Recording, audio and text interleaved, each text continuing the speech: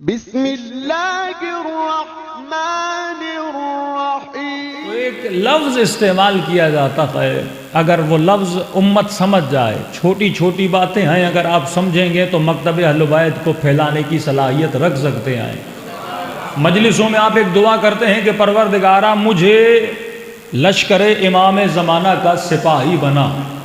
یہ بنا کیا ہوتا ہے؟ اے خدا میں لشکر امام زمانہ کا سپاہی ہوں، مجھے ثابت قدم رکھ۔ بنا کیا کوئی امام آئیں گے اور انٹرویو لیں گے اور سپاہی بنائیں گے؟ تو 24 گھنٹہ ابھی بھی امام زمانہ کا سپاہی ہے۔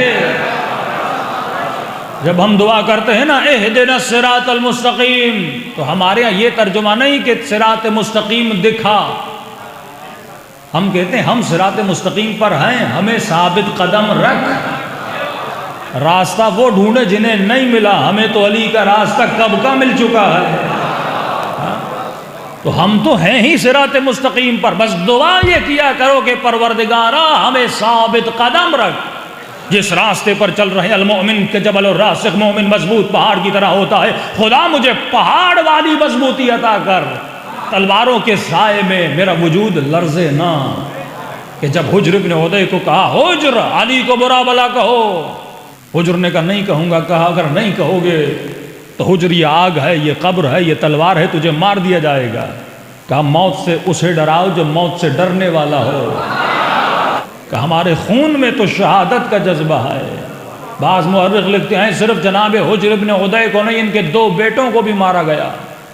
اور جب مارنے کی باری آئی تو جناب حجر نے کہا پہلے مجھے نہیں، پہلے میرے بیٹوں کو مارو پھر مجھے مارو۔ کہ حجر یہ فطرت کے خلاف ہے، وہ کون سا باپ ہے جو نظروں کے سامنے بیٹوں کو مرتا ہوا دیکھے؟ کہا کوئی باپ دیکھنا نہیں چاہتا، لیکن میں چاہتا ہوں کہ بیٹے میرے سامنے مرے۔ کہا حجر کیوں؟ کہ کہیں ایسا نہ ہو پہلے مجھے مارو، ان کا ایمان کمزور ہو جائے۔ یا اللہ، میں نظروں کے سامنے ان کو جنت میں جاتا ہوا دیکھنا چاہتا ہوں۔ ہاں فرماتے تو ابناء الدلیل ہے، تیرے ہر عقیدے کے پاس دلیل ہونی چاہیے۔ تو سپاہی امام زمانہ ہے، یہ کیا ہے کہ مجھے امام زمانہ کا سپاہی بنا؟ تو کوئی مومن کہے مولانا اگر سپاہی ہوں تو دفاع کیسے کروں امام زمانہ کا؟ امام تو مجھے نظر نہیں آ رہے، امام ہوں تو امام کا دفاع کروں۔ تیرا مولا تجھے نظر نہیں آ رہا، لیکن تیرے پاس تیرے امام کا عقیدہ تو ہے۔ ہاں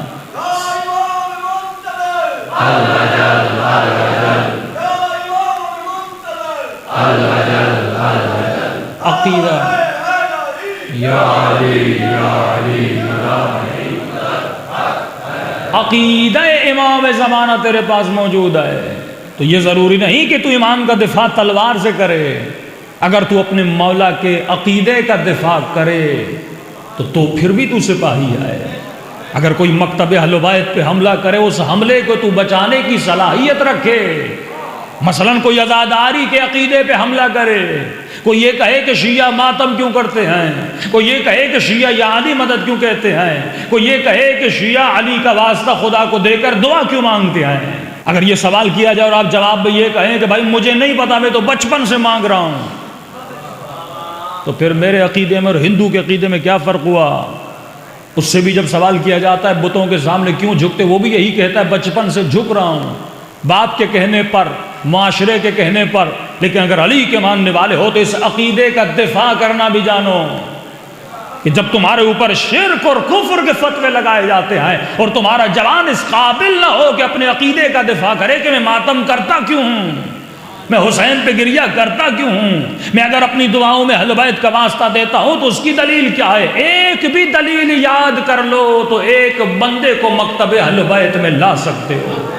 اگر تم نے ایک بندے کو ہدایت دی تو قرآن کی آواز آتی ہے من احیاھا فکأنما احیا الناس جمیعا، جس نے ایک انسان کو زندگی دی، دنیا تو کہے گی اس نے ایک انسان کو زندگی دی ہے، لیکن میں خدا کہوں گا اس نے ایک کو زندگی نہیں دی، اس نے پوری کائنات کو زندگی عطا کر دی ہے۔ حسین نے ایک شخص کو حر بنایا، یا علی، یہ ایک حر نے پوری کائنات کو حریت عطا کر دی۔